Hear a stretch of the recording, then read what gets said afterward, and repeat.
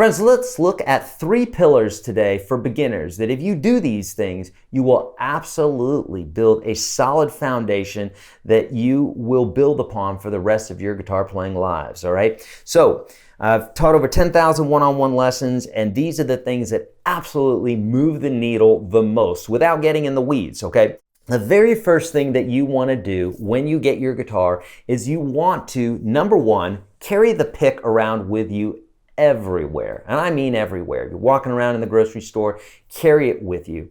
And why that is because you need to get familiar with it. If you remember the first time writing with a pencil or a crayon, it was very, very awkward. It's because we had never done it before. I joke with my brother all the time that my Mandarin is terrible because I don't practice it. Well, I don't know one word in Mandarin, right? So I'm not going to be very good at it. But if I started dabbling with it, I would be better at it. If I went headlong into it, then of course I'd be better at it. So you just need to basically get familiar with the pick. An easy way to do that without being frustrated because you're on the guitar is to just carry it around with you everywhere, okay? Number one.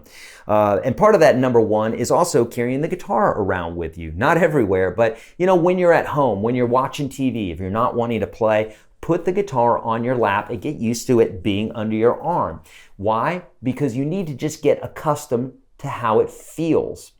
And doing so, you're going to run into all the obstacles that you would run into if you were practicing the guitar, but in this case here, you're not getting frustrated with practicing and holding the guitar up and the neck going down or whatever. You're literally just working on the very bare essentials. But these are the building blocks of everything that you're going to be doing in the future. So carry the pick around with you everywhere. When you're at the house, have the guitar with you, even if it's on a strap. But when you're watching TV or you're just sitting there, whatever, get used to it sitting underneath your arm, okay?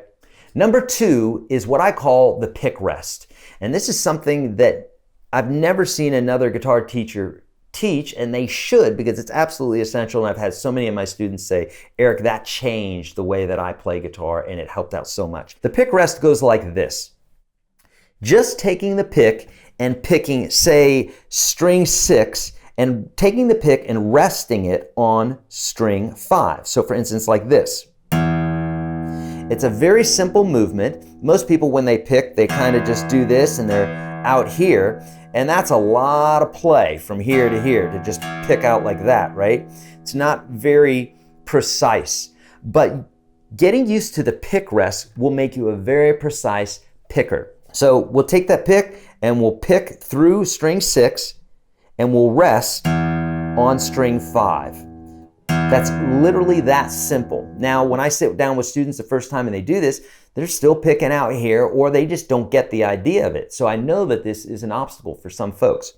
So if that makes sense to you, then we'll up the ante. Now what we want to do is pick through strings 6 and 5 and rest on strings 4. You may want to play a chord just so it sounds a little bit nicer.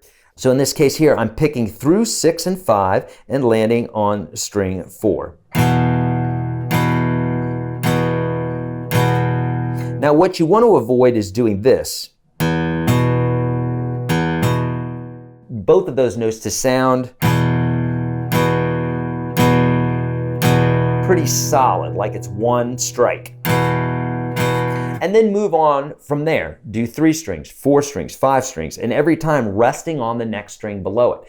Obviously, the more strings you do like this, the more difficult it will be. But remember, if you're finding difficulty in this, that's great. That means that you needed help with this. If you don't find any difficulty with it, that's great too. Then you're beyond this. But very important that you at least challenge yourself and to know this concept because it will absolutely help with your accuracy for picking later on. Number 3 is basic fretting. A lot of people get this wrong and it's so dead simple if you do these few things, okay? So number 1, whenever you are fretting, you want to make sure that you're using your fingertips. Now yes, when we're playing bar chords later on, we're not using our fingertips for the bar, but that's a more advanced concept. And playing on the side of your finger or on the pad is kind of like equivalent to when a toddler holds a crayon and they hold it like this, or they hold their fork like this. It's kind of caveman style, and it's not very good for precise playing, writing, eating, whatever. We need to have a daintier touch, if you will. So in this case, we really want to get accustomed to playing on our fingertips. You can always play on the side of your finger later on should you need it for a bar chord or something like that. But really getting used to your playing on your fingertips is really important. What I will do with my students is I'll take a Sharpie pen and I will put a little dot right there on the tip of their finger.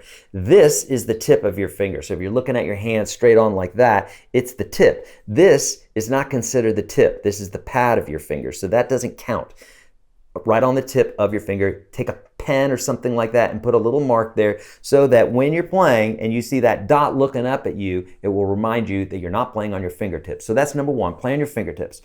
Number two, play close up to the fret. The further back you are, the more pressure you're going to need and the more buzzing sound you're going to get being back here. So you want to be playing up close to the fret wire, playing close up to it without going over it. Okay, that's number two as far as our third technique here. And the last and most important thing as far as fretting, actually they're all important, but this is one that's most missed, I should say, is curling this last knuckle. So if you take your hand like this and you curl it, like you're gonna do a karate chop, this last knuckle, the one that's closest to your fingertip, should be as curled as possible when you are playing. Okay, especially later on when we're playing chords, because if we're going to clear the strings, we need to make sure that that last knuckle is curled. If not, we're going to get chords that sound like this. So even though I'm playing on my fingertips and I'm playing close up to the fret, I have some muted notes. I have 3 muted notes out of 5 notes I'm trying to play here. So that's not very good, right? We don't want to do that. What you want to do is you want to take that thumb, drop it behind the neck just a little bit, but curl. More than anything, curl that knuckle, that last knuckle, and you'll drop your thumb back there and you'll be good as gold. Now, all these techniques that I've shown you today are going to be awkward at first, just like my Mandarin is awkward because I haven't practiced it much. However, the more you practice it, the better you'll become, and the difference between you and Eddie Van Halen or any other great guitar player, the only difference is practice. Don't believe that you need to be born as a player. There's no player who's ever been born into that. Basic bodily functions we can do. Anything else in life we've actually learned. Everything else. So just remember the same thing is true with guitar. Friends, I have lots of free courses for you over at yourguitarstage.com. I'm super passionate about teaching the world how to play guitar, and I want to do the same for you. So please let me know how I can help. Visit the link below, like, comment, hit subscribe, hit that notification bell, leave those comments below. I'm here for you, my friends. I'll see you in the next video.